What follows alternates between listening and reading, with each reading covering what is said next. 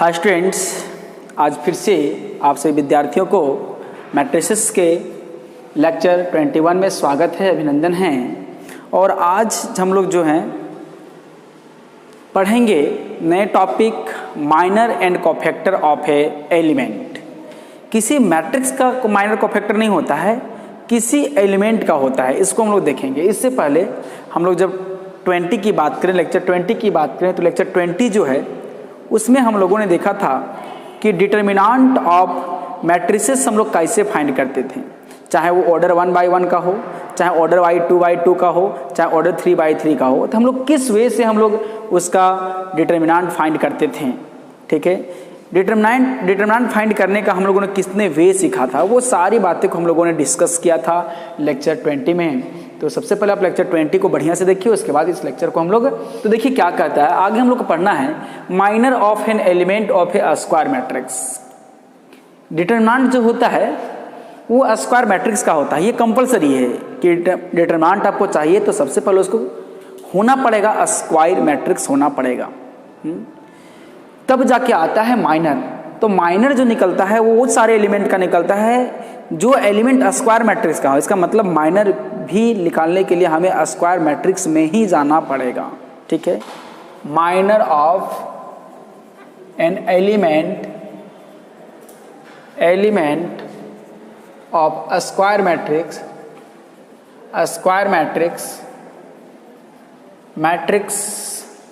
Of second order. यदि वो second order का स्क्वायर मैट्रिक्स है तो उसमें 4 एलिमेंट होते हैं, तो चारों एलिमेंट का माइनर क्या होगा तो देखेंगे। सबसे पहले हम लोग देखते हैं लेट ए इक्वल टू, हमने ये 2 by 2 का होगा तो यहाँ का जो होगा A11 होगा, यहाँ का ये 12 होगा, और यहाँ का 21 होगा, और यहाँ पे 22 एलिमेंट होगा। आप देखेंगे 2 by 2 है। और जो माइनर होता है वो हमेशा किसी एक पार्टिकुलर एलिमेंट का होता है।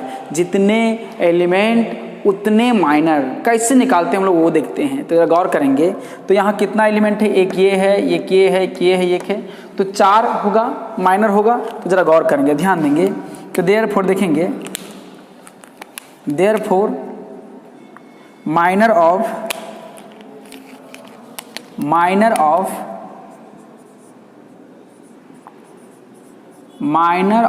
Element A11। हाँ देखेंगे, माइनर ऑफ एलिमेंट A11 को इसको नोटेशन में देखेंगे तो M11 होगा। और जरा गौर करेंगे बहादुर कि जो माइनर ऑफ एलिमेंट जो A11 होता है तो ये कैसे निकालते हैं, एक्चुअली होता क्या है। यदि ये 2 by 2 ऑर्डर का कोई एक मैट्रिक्स है और उसके एलिमेंट को यदि हम लोग निकाल रहे हैं, यदि उसके प्रत्येक एलिमेंट का यदि हम लोग माइनर निकाल रहे हैं, तो वहाँ जो है एक ऐसा हमें डिटर्मिनेंट मिलेगा या मैट्रिक्स मिलेगा जो ऑर्डर इससे कम हो जाएगा। 2 by 2 है तो 1 मिलेगा। लेकिन कैसे, जिस एलिमेंट का हम लोग निकाल रहे हैं माइनर, उसके रो और कॉलम को कैंसिलिंग कर दीजिए, रो और कॉलम को कैंसिलिंग कर दीजिए, कैंसिल कर दीजिए। तो देखिए हम लोग क्या है, तो हम किसका निकाल रहे हैं, A11 का निकाल रहे हैं। तो ये देखिए हमारा इस एलिमेंट को रो और कॉलम खत्म करके क्या बच गया, डिटर्मिनेंट बच गया कौन, तो ये मेरा मिल गया A22। इसका मतलब जो होगा कि M11 है, तो इसका मतलब क्या मिलेगा, A22 मिलेगा। ये हमारा मिला माइनर। इसका मतलब माइनर का मतलब जिस एलिमेंट का आपको माइनर निकालना है उस रो को ख़त्म कर दीजिए, उस कॉलम को ख़त्म कर दीजिए। तो आप जितना ऑर्डर में एलिमेंट का आप माइनर निकाल रहे हैं तो उसमें से हमारा उसके एक कम ऑर्डर का मिलेगा। जैसे देखेंगे ये 2 by 2 था, इस एलिमेंट का निकाला तो मैंने क्या मिला, देखिए 2 मिला, 1 by 1 का मिला हमारा। तो उसी प्रकार सिमिलरली जो होगा माइनर ऑफ एलिमेंट A12 जो होगा, तो A12 हो गया, तो M12 M फॉर माइनर 12। तो जरा गौर करेंगे, M ये 12 है, इसको बंद कीजिए, इसको बंद, कौन बच गया A21 बच गया, A21 बच गया। तो हम डायरेक्टली कह सकते हैं कि देयरफॉर जो M11 होगा वो मेरा A21 होगा। बस में ये हम लोग को मिला, माइनर मिल गया है। हमने कहा क्या कहा कि जितने एलिमेंट होंगे 1 2 यहाँ पर होगा ना, ये 1 2 होगा, माइनर ऑफ 1 2 है ना। तो ये जो माइनर 1 2 है उसका क्या मिला, 2 1 मिला। तो उसी प्रकार जैसे हम लोग माइनर किसका निकालेंगे, हर एक एलिमेंट का इसका निकाल चुके हैं। जब इसका निकाल रहे थे इसके रो इसके कॉलम को बंद कर दे रहे थे, जब इसका निकाल इसके रो और इसके कॉलम को बंद कर रहे थे, जब इस एलिमेंट को निकालेंगे तो क्या मिलेगा, अगेन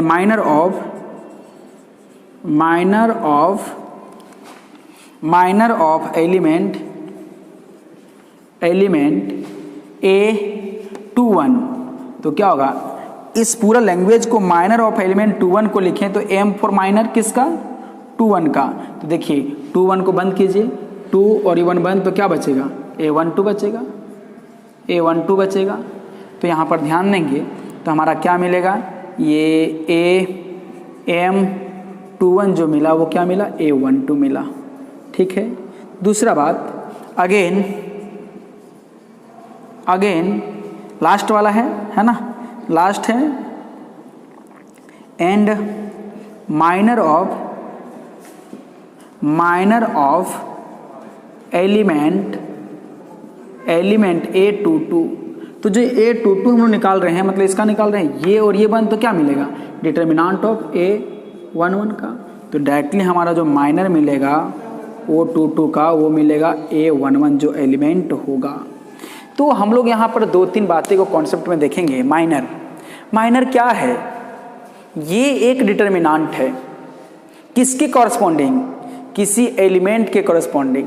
मतलब जिस एलिमेंट का निकाल रहे हैं, जैसे A11 का यदि निकाल रहे हैं आप, माइनर A11 का निकाल रहे हैं, M11 कहने का मतलब 11, इसका मतलब पहला रो, हाँ रो 1, फिर पहला कॉलम 1 C1 को आप कैंसिल कर दीजिए, उसके बाद जो मैट्रिक्स बचता है, डिटर्मिनेंट बचता है, उसको हम लोग कहते हैं माइनर कहते हैं। तो माइनर जो है एक प्रकार से डिटर्मिनेंट है, जितना ऑर्डर का क्वेश्चन में दिया गया है उससे एक कम ऑर्डर का होता है, पहला बात। दूसरा कि जितने भी मैट्रिक्स में एलिमेंट होंगे स्क्वायर मैट्रिक्स में, उसके प्रत्येक एलिमेंट का माइनर निकाला जा सकता है। यदि किसी क्वेश्चन में कहेगा सिर्फ कि A11 का निकालें, तो हम लोग A11 का निकाल के देंगे, बोलेंगे सारे एलिमेंट का निकालें तो सारा एलिमेंट का निकालेंगे हम लोग। तो किसी को पार्टिकुलर हम लोग निकाल सकते हैं माइनर। लेकिन तीसरी बात क्या है कि यदि आप माइनर निकालने की कोशिश कर रहे हैं तो आपका 100% इस बात को अवगत होना पड़ेगा कि जिस मैट्रिक्स का निकाल रहे हैं वो मैट्रिक्स हमारा स्क्वायर मैट्रिक्स ही है। स्क्वायर मैट्रिक्स होगा तो ही माइनर निकलेगा, और स्क्वायर मैट्रिक्स नहीं होगा तो माइनर नहीं निकलेगा। तो इस प्रकार से आप डेफिनेशन लिख सकते हो कि minor is a determinant of element Aij if we obtaining a determinant, कोई डिटर्मिनेंट को ऑब्टेंड करते हैं by cancelling ith row and jth column, i row को और j कॉलम को हटा देंगे, तो उसके बाद जो डिटर्मिनेंट बचेगा उस डिटर्मिनेंट को हम लोग कहते हैं बहादुर माइनर कहते हैं। इसमें हम लोग 2x2 का हम लोग एग्जांपल देख के देखते हैं कि इसका माइनर कैसे निकाला जाता है। तो चलिए हम लोग देखते हैं, find minor of element each element of the given matrices. जरा गौर करेंगे।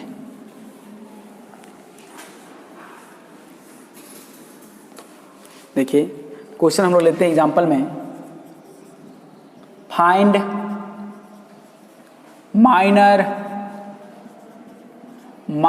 Of each elements of given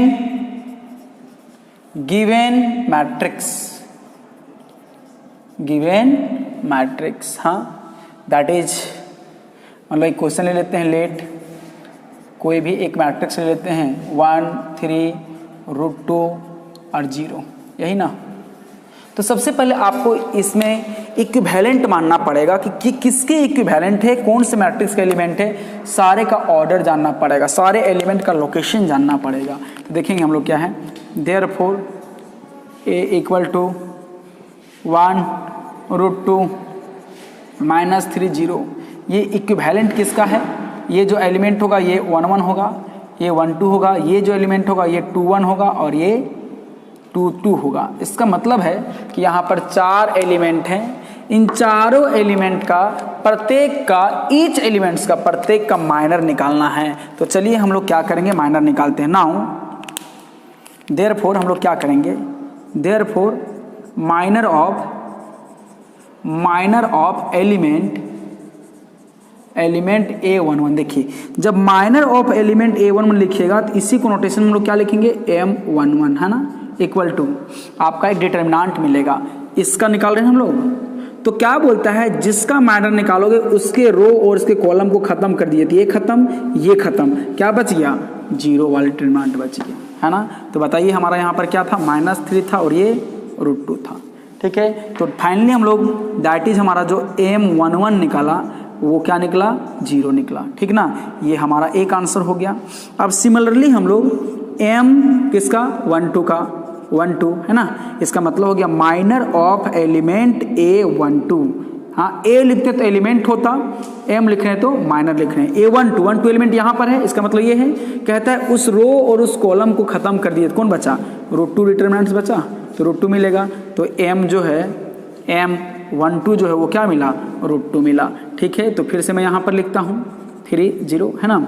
अब क्या कहता है, M किसका चाहिए, 2 1 का चाहिए। तो 2 1 का देखिए, 2 1 कौन है, ये एलिमेंट है, इस रो और इस कॉलम को हम लोग खत्म करते हैं तो क्या बच गया, डिटरमिनेंट ऑफ उससे कम ऑर्डर का। तो जरा गौर करेंगे, ध्यान देंगे कि M21 जो मिला ये मोड नहीं डिटरमिनेंट है, वही एलिमेंट ही रह जाएगा जो हमने कल बताया था आपको। फिर यहाँ लिखते हैं 1 √2 और ये 0, फिर लास्ट में एंड लगा लिखते हैं एंड M22, लास्ट लग तो M22 माइनर इसका निकल रहे हैं, तो ये एलिमेंट है, ये रो और ये कॉलम खत्म, तो मेरा क्या बच जाएगा, डिटरमिनेंट ऑफ 1, तो मेरा क्या मिलेगा, M22 = 1 मिला। तो इस प्रकार से हम लोग क्या सारे का हम लोग माइनर निकाल सकते हैं, यदि वो मैट्रिक्स हमारा 2 by 2 का हो, यदि वो डिटरमिनेंट्स ऑर्डर में डिटरमिनेंट एक वैल्यू है, यदि वो मैट्रिक्स का ऑर्डर 2 by 2 है तो फिर आगे सवाल आएगा कि हम लोग जब मैट्रिक्स 3 by 3 का होगा तो हम लोग कैसे माइनर निकालेंगे। अभी हम लोगों ने 2 by 2 का सीखा, आप इसका स्क्रीनशॉट ले लें, हम लोग इसके बाद 3 by 3 का निकालते हैं। नेक्स्ट हम लोग देखते हैं कि यदि वो मैट्रिक्स 3 by 3 का हो तो हम लोग कैसे माइनर निकालते हैं। Minor of elements of A square matrix of third order, है ना, कि यदि वो मैट्रिक्स 3 by 3 का हो तो हम लोग कैसे निकालेंगे उसका माइनर, ठीक है। तो ज़रा गौर करेंगे, ध्यान देंगे। लेट हम लोग मान लेते हैं कि एक कोई मैट्रिक्स हमारा है, ये क्या है, A11 है, A12 है, A13 है, A21 है, A22 है, A23 है, A31 है, A32 है, A33 है। इसका मतलब हो गया कि इसमें आप देख रहे होंगे 3 रो है और 3 कॉलम है, इसका मतलब 3 by 3 का एक स्क्वायर मैट्रिक्स है। जब ऐसा हम लोग को मिला है इसमें कितने एलिमेंट है, 1 2 3 4 5 6 7 8 9, है ना। तो 9 जो हम लोग मिल रहा है, तो 9 प्रत्येक एलिमेंट का जो हमारा होगा माइनर होगा। जरा गौर करेंगे, therefore minor of element A11, और इसको हम लोग क्या बोलते हैं, M4 माइनर A11, यही ना। अब बोलता है कि 1 जो एलिमेंट है उसके रो उसके कॉलम को बंद कर दीजिए, ख़त्म कर दीजिए। तो यहाँ एक डिटरमिनेंट बचा, क्या बचा, देखो तो यहाँ पर क्या बचा, A22, A23, A32 A33 ऐसा ही बचा, ठीक ना। तो इसके बाद हम लोग को यहाँ A11 था, इसको लिख देते हैं, A21 था, सॉरी A12 था और A13 था, यहाँ पर A21 था और यहाँ पर A22 था, ये ना। तो ये मिला। और हम लोगों ने कल सीखा इसको कि इसको हम लोग कैसे मल्टीप्लाई, कैसे इसको सॉल्व करते हैं, पहला इधर से उसका दूसरा इधर से। हमने क्या बोला था कि यदि ये 3/3 है तो यहाँ 2/2 मिलेगा, इस बात को याद रखेंगे आप। तो बताइए यहाँ पर जो M11 मिला बहादुर, तो क्या मिला, A22 इंटू A33, बीच में क्या लगता था माइनस, तो क्या मिलेगा A32 इंटू A23, ये हम लोग का मिला माइनर। तो उसी प्रकार सिमिलरली हम किसी को भी निकाल सकते हैं, डायरेक्ट लिखें M12, तो मेरा M12 देखिए जिस रो किस में 1 2 है तो 1 इसको ख़त्म कीजिए, इसको ख़त्म कर दीजिए, तो बचा मेरा कौन बताइए, तो A21 A23 A22 A33, इस प्रकार से हुआ। अब हम लोग इसको सॉल्व कैसे करते हैं बताइए, इधर से मल्टीप्लाई पहला बार, दूसरा बार फिर इधर से मल्टीप्लाई, और दोनों क्या करते हैं सब्ट्रैक्ट करते हैं। तो बताइए M12 equal to A21 into A33 minus A22 into A23, ये मिला। तो इस प्रकार से हम लोग आगे कह सकते हैं एंड सो ऑन, इस प्रकार से आगे बढ़ता चलेगा। आप किसी को भी निकाल सकते हैं, जिस रो और जिस कॉलम का निकाल रहे हैं उसके, सॉरी जिस एलिमेंट का माइनर कोफैक्टर निकाल रहे हैं उस रो और उस कॉलम को एलिमिनेट कर दें, हटा दें, कैंसिल कर दें, तो उसके बाद का एक जो ऑर्डर का बचेगा वही ऑर्डर का आपका डिटर्मिनेंट मैट्रिक्स होगा, और उसी मैट्रिक्स का डिटर्मिनेंट जो होगा वो हमारा होगा minor of the corresponding element. तो यहाँ क्या होगा, A22 होगा और ये 23 होगा, है ना। तो चलिए हम लोग एग्जाम्पल के थ्रू देख लेते हैं कि कैसे निकालना है हम लोग को, है ना। तो चलिए हम लोग देखते हैं माइनर ऑफ, क्वेश्चन हम लोग एग्जाम्पल लेते हैं, find minor of each elements of given